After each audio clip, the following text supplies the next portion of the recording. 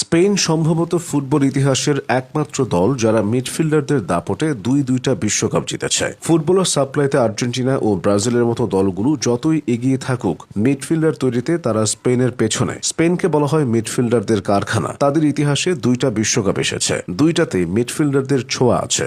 Xavi Hernandez, Andres Iniesta, Xavi Alonso, Sergio Busquets, says Fabregas কিংবা Thiago আলকান্তারোদের হাত ধরে যে জয়যাত্রার সূচনা হয়েছিল এখনো সেটা অব্যাহত আছে। রদ্রি, পেদ্রি, ফাবিয়ান রুইজ ও দানি অলমোরা স্পেনকে ধারাবাহিক সাফল্য এনে দিচ্ছেন। প্রশ্ন হলো, স্পেন কিভাবে এত মিডফিল্ডার তৈরি করে? স্পেনের ফুটবলে একের পর এক বিশ্বমানের মিডফিল্ডার তৈরির পেছনে কোনো জাদুকরী রহস্য নেই। এই সফলতার মূলে রয়েছে একটি দীর্ঘমেয়াদী দর্শন, সঠিক পরিকাঠামো এবং টেকনিক্যাল ফুটবলের প্রতি তাদের অটুট আস্থা। 90-এর দশকের শেষের দিকে স্প্যানিশ ফুটবল ফেডারেশন তাদের যুব ফুটবলের মডেলে আমূল পরিবর্তন আনে। তারা শরীরী শক্তির চেয়ে বলের নিয়ন্ত্রণ, পাসিং এবং বুদ্ধিমত্তাকে সর্বোচ্চ গুরুত্ব দেওয়া শুরু করে। এই পরিবর্তনের ফলে স্পেনের ফুটবলাররা মাঠের ছোট ছোট জায়গায় বলের দখল রাখা এবং নিখুঁত পাসিংয়ের মাধ্যমে খেলা নিয়ন্ত্রণ করতে শিখতে শুরু করে।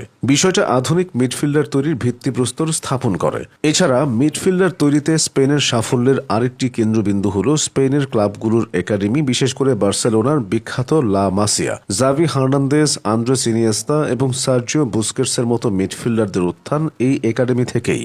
তারা ছোটবেলা থেকেই একটা নির্দিষ্ট ঘরানায় বেড়ে ওঠে, যেখানে শারীরিক গঠনের চেয়ে সৃজনশীলতা এবং গেম রিডিংকে প্রাধান্য দেওয়া হয়। এই একাডেমিগুলো এমন একটি পরিবেশ তৈরি করে যেখানে ফুটবলাররা চাপের মুখেও শান্ত থেকে সিদ্ধান্ত নিতে অভ্যস্ত হয়। যখন জাভি বা ইনিয়েস্তার মতো কিংবদন্তিরা জাতীয় দলে খেলেছেন, তখন তরুণ ফুটবলাররা তাদের কাছ থেকে শেখার সুযোগ পেয়েছিল। এখন ফাবিয়ান রুইজ ও রদ্রিদের থেকে পেদ্রি ও গাভিরা শিখছে। এভাবেই স্পেন দলে মিডফিল্ডারদের একটা লেগাসি তৈরি হয়েছে, যা ছড়িয়ে পড়েছে প্রজন্ম থেকে প্রজন্মে। পাশাপাশি স্পেনের তৃণমূল পর্যায়ের কোচিংয়েও বড় ধরনের বৈচিত্র্য ও মানোন্নয়ন আনা হয়েছে। স্পেনে কোচিং লাইসেন্স প্রক্রিয়াটি অত্যন্ত কঠোর, যার ফলে যুব পর্যায়ে যারা শেখাচ্ছেন তারা অত্যন্ত দক্ষ। তারা তরুণদের শুরু থেকেই পজিশনাল ফুটবলের খুঁটিনাটি শেখান। ফলে স্পেনের মিডফিল্ডাররা শুধু গোল করার জন্য নয়, বরং খেলা তৈরির কারিগর হিসেবে গড়ে ওঠে। বলে রাখা ভালো, স্পেনের বর্তমান কোচ লুইস দে লা ফুয়েন্তেও দেশটির যুব পর্যায়ে কোচিং করিয়েছেন।